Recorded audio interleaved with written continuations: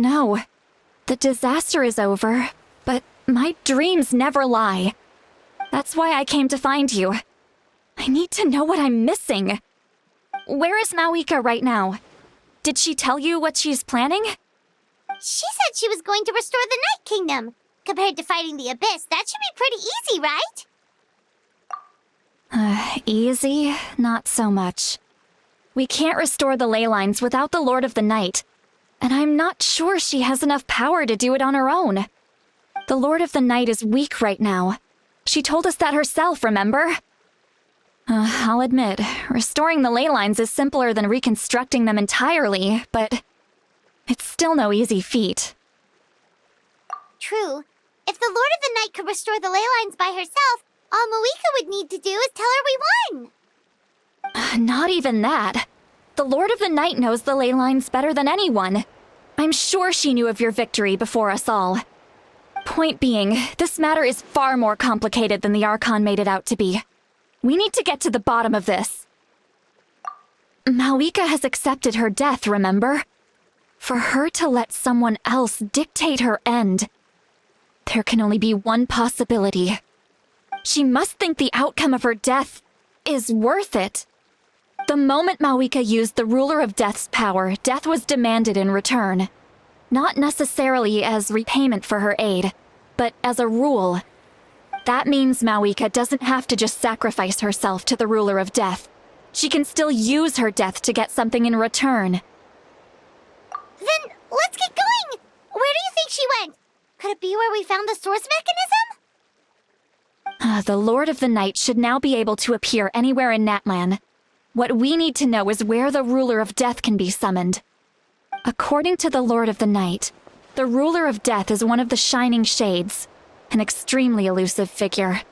Even woven scrolls dating back thousands of years have nearly no mentions of her.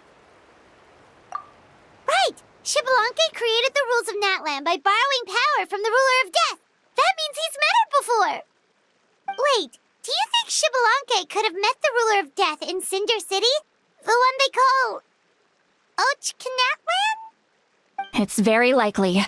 After all, Natlan was built on the site of a previous dragon city. It's known as the first city of the Pyro Archon. Alright, then let's head over right away! It's not easy to get there, so follow me. I'll take you.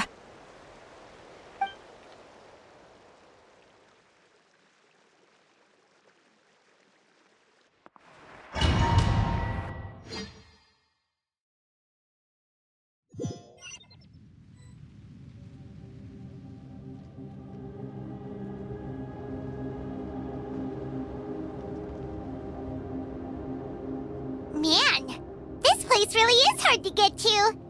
And, Paimon wasn't the only one who saw that weird thing up there, right? All those eyes inside of it? Talk about creepy. I believe that's how the Ruler of Death keeps an eye on Tevat. Quick, this way! We're almost there!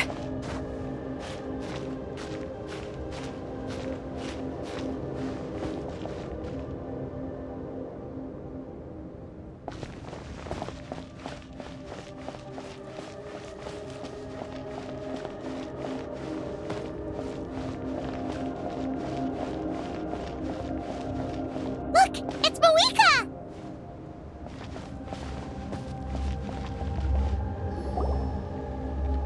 I have grown weary of the endless wait. The fate of this land is of no interest to me anymore. However, you humans managed to meet the expectations of the heavenly principles. For that result, you deserve praise. Mawika, as the price for using my power, I shall now bear witness to your death. And with you, the war that your nation has waged for more than 1,000 years shall meet its end. Mawika! You got here sooner than I expected. What are you doing? Closing the final chapter on the plan that has consumed Natlan for 500? No. For the entirety of our history. We've eradicated the Abyss from Natlan, but its power remains in worlds beyond Tevat. Tremendous and unyielding. Only by completely restoring the Night Kingdom can we defend against its corrosion in the long run.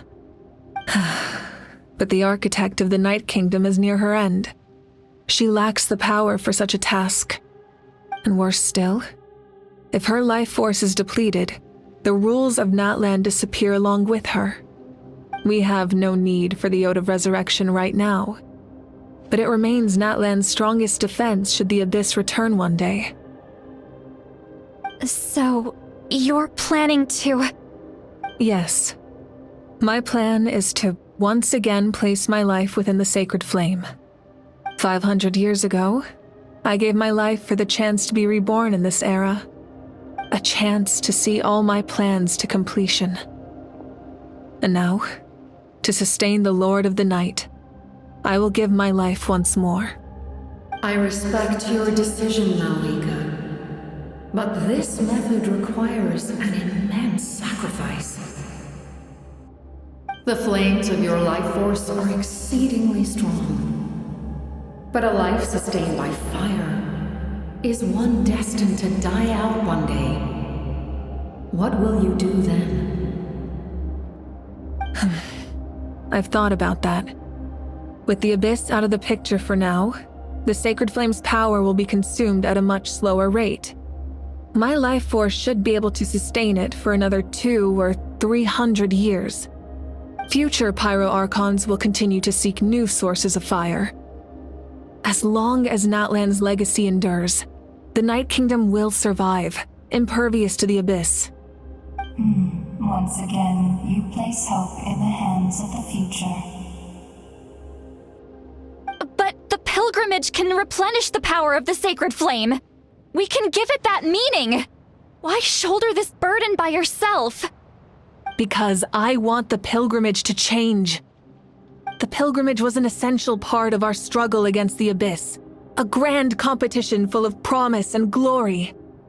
But it also chained our people to an inescapable destiny. Fear and anxiety have been our constant companions. We knew what the consequences would be if we laid down our arms.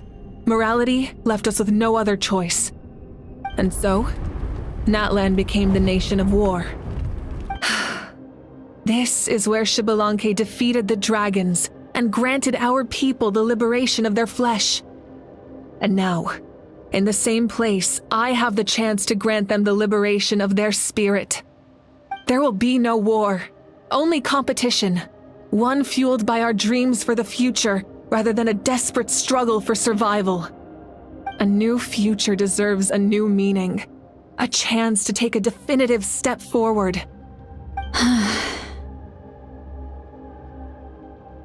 Very noble indeed. But what does any of this have to do with you? You speak of duty, but not yourself. In my eyes, Malika, you are not inherently special. A child of Natlan among countless others. Yes, the situation is urgent, and the ley lines must be restored right away. But it is too heavy a burden for you to shoulder alone. That is where we differ, Lord of the Night. You see all humans as the same, but I understand what it means to be a leader. A leader is swift and decisive in the face of reality. Someone capable of making the right choice even when there are no good options on the table. Sacrificing the remainder of my life to help Natlan overcome this crisis. That is the right choice. After all, leadership is built on the trust of ordinary people. Without them, there is no Archon. The people look to their leader to make the world a better place and stand up for them when it counts. For that reason, I must see my duty through to the very end. But what about you, Malika? You still haven't talked about what you want. Is it that unimportant to you? It's not important, Citlali. There is nothing more important than protecting the future we built together.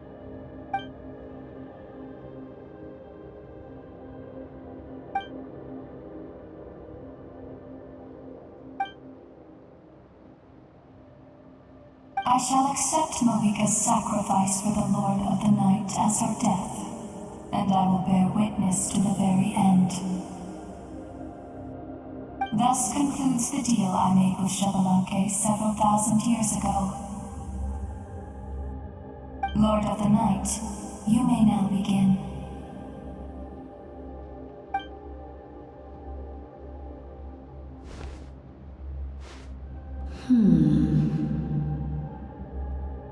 What are you waiting for? There is another who wishes to take part in the ceremony. And I cannot disregard their intentions. I must wait for them to arrive. Another? I was to bear witness to a death, and now the situation is increasingly tenuous. If the life of this second individual fails to meet my requirements, I fear I may lose my patience. Rest assured, his life will hold equal value. I am the helper of humanity, and I must always place their demands first, no matter who the human may be. Cumbersome. But there is nothing to be done. Such is the duty of an angel. Wait, this feeling. We made it.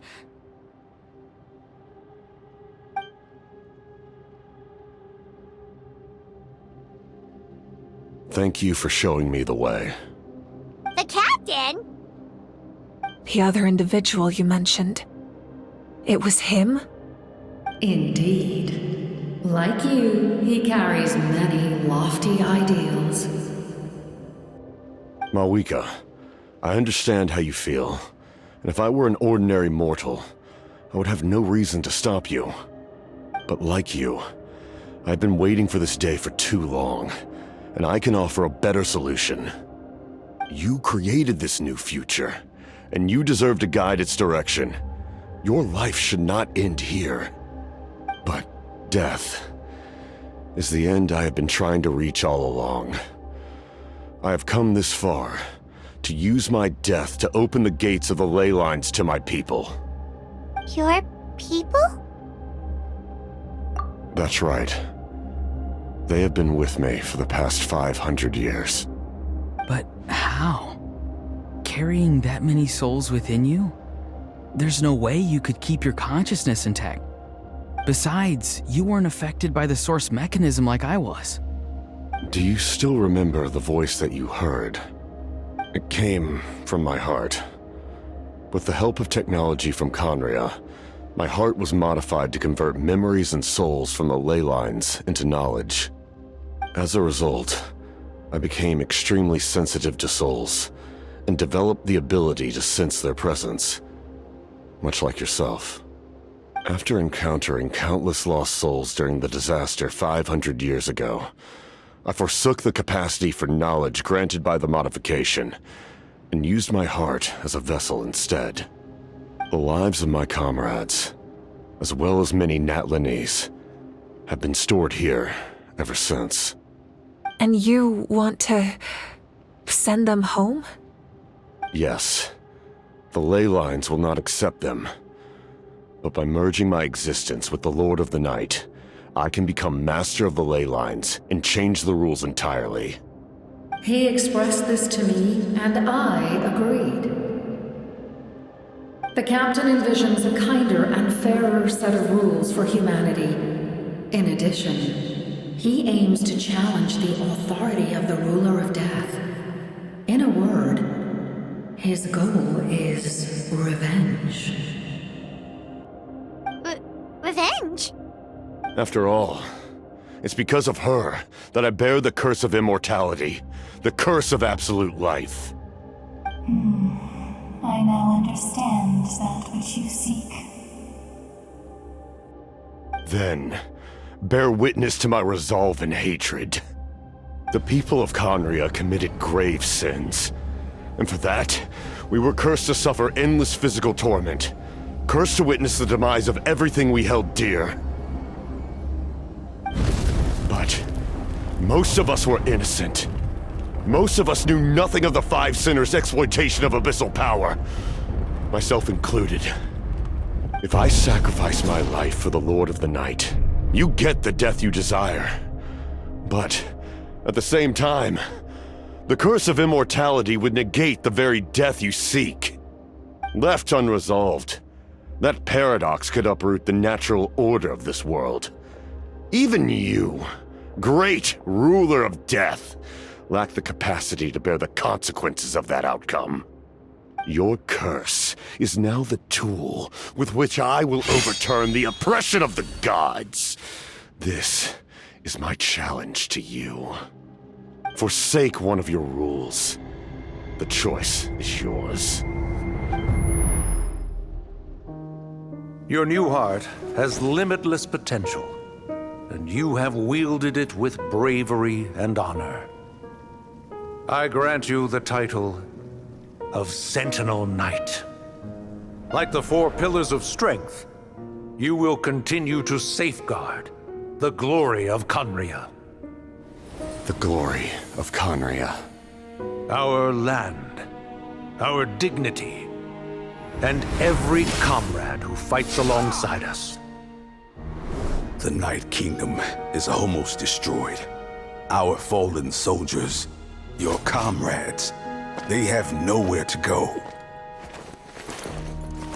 Huh? What are you doing?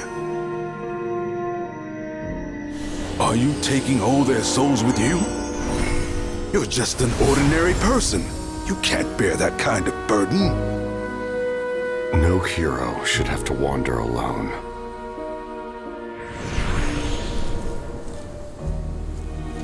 The curse of immortality.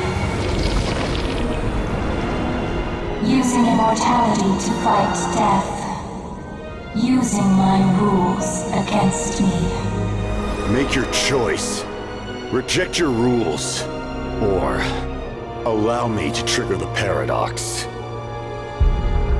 The curse of immortality must stand. Use it to fulfill your final wish.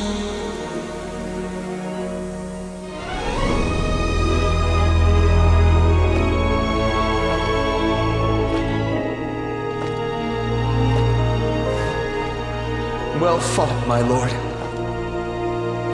Thank you for everything.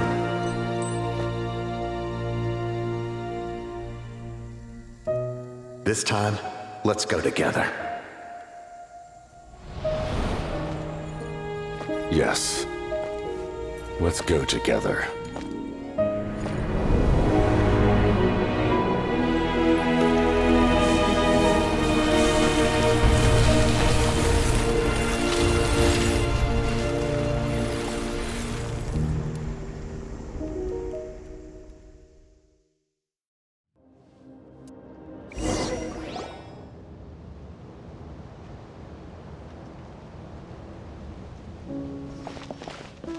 The captain, he... The curse of immortality still exists. Does that mean the captain will never move from this place? Lord of the Night, is the captain still with us? There is no need to pursue traces of him. For those cursed with immortality, release from the mortal coil is the greatest form of peace. Even so, please pass on my gratitude. His long journey has finally come to a close. I suppose this is a happy ending for him. I cannot imagine how much pain he endured over the past 500 years, or how much strength it took to never stray from his goal. There's something I've been trying to figure out. I don't think I ever saw him sleep. I tried to ask him about it on the way here, but he didn't answer. Just like always, he never talks about himself. It's probably due to the voices. When souls merge in a single being, their voices echo endlessly through the mind.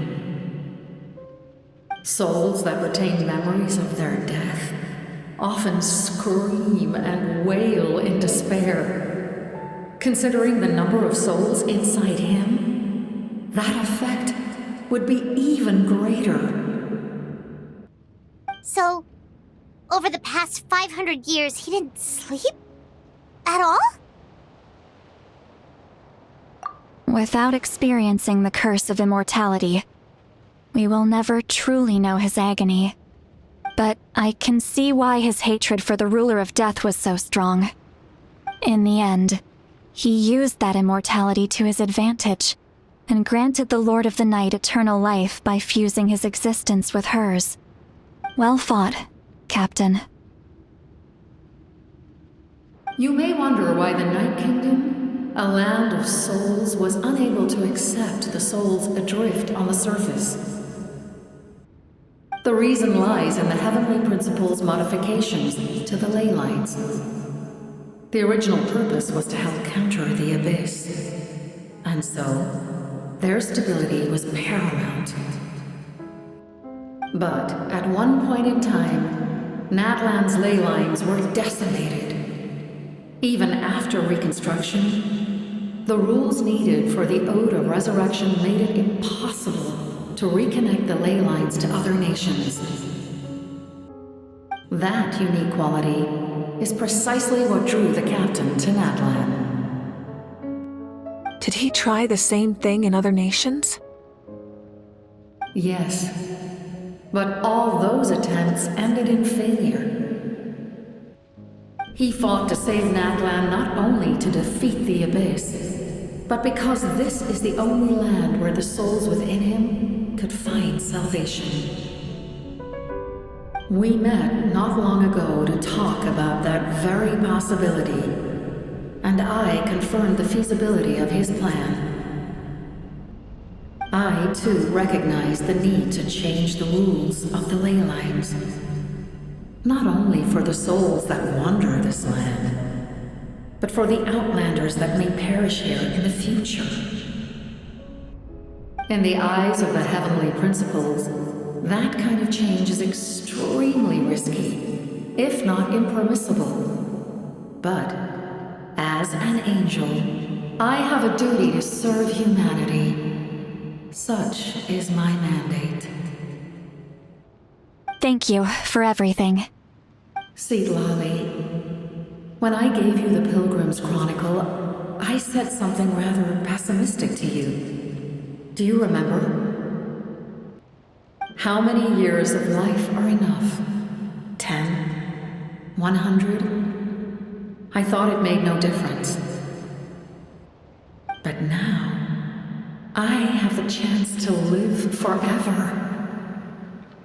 I am immensely grateful to humanity for this gift, and I am deeply sorry I thought so little of it in the past. You don't need to thank us. You bear a heavy responsibility. Heavy? No. That responsibility is the purpose of my existence. Farewell, humans. Creators of miracles. A new era awaits you. Looks like she returned to the Night Kingdom. So, this was the captain's goal all along. He fought to the end for all those souls and challenged the rules of the world in the process. He was an outstanding warrior. He took on a burden that was meant for me and even brought about a better outcome. It would seem I lost this duel. He was right. Natlan needs a leader to guide its future. If not a successor, then that responsibility will continue to be mine to bear.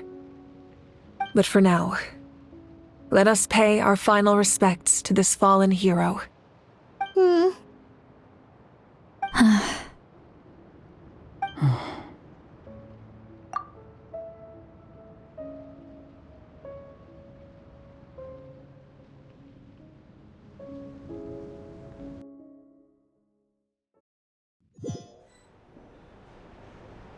to my sister Hine.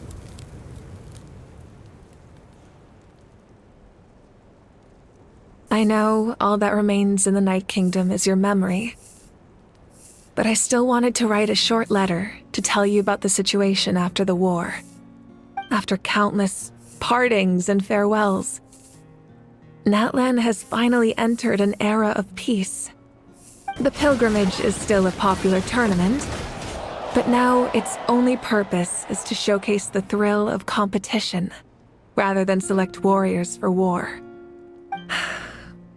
Our cultural legacy is not rooted in our suffering. In this era of peace,